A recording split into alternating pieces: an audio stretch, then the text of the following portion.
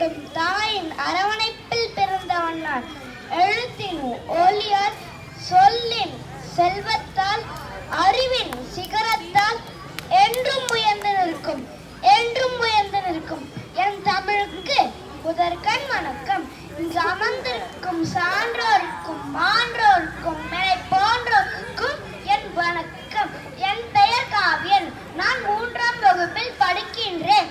நான் மிகவும் மகிழ்ச்சியாகவும் பெருமையாகவும் பேச போகிறேன் ஒரு மிகச்சிறந்த பழமொழியின் மீது. அது என்னவென்று தெரியுமா? அதுதான் பருவத்தை பயிர் செய். ஒரு சிறிய வார்த்தை மணி தோன்றலாம், ஆனால் இதற்குள் ஒரு வாழ்க்கை பலம் மறைந்திருக்கின்றது. இது நம் முன்னோர்கள் சொல்லிக் கொடுத்த பேரறிவு. இந்த பழமொழியின் விளக்கம்: சரியான நேரத்தில் சரியான செயலை செய்தால் வாழ்க்கையும் வெற்றியும் நம்மை தேடி வரும். எந்த ஒரு விவசாயியும் மழைக்காலத்தை விட்டு பிறகு விதை விதைப்பாரா? இல்லை. ஏனென்றால் வளர வேண்டிய நேரத்தில் தான் விதையை விதைக்க வேண்டும். அப்பொழுதுதான் அது வளர்ந்து நல்ல விளைச்சலை தரும். அதுபோல நம் வாழ்க்கையிலும் ஒரு பருவம் உள்ளது. அதுதான் பள்ளி காலம்.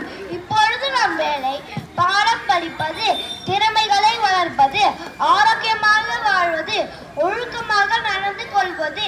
இதையெல்லாம் இப்போ செய்யாவிட்டால் நாளை செய்ய முடியாது. நம் காலம் இப்பொழுது. முயற்சி செய்ய இந்த நேரம்தான் சரியான நேரம். நாமும் ஒரு விதைதான். நம் கனவுகள் வளர வேண்டுமானால் இப்பொழுதே நாம் அதற்கு உரம் வைக்க வேண்டும், அதாவது முயற்சி செய்ய வேண்டும். இப்பொழுது நீயும் நானும் பாடம் படித்தால் நாளை மிகச்சிறந்தவர்களாக மாறலாம். இன்று நீ விதைக்கும் அறிவு விதைதான் நாளை உலகம் அறிந்து பெருமையாக மாறலாம். நன்றி, வணக்கம்.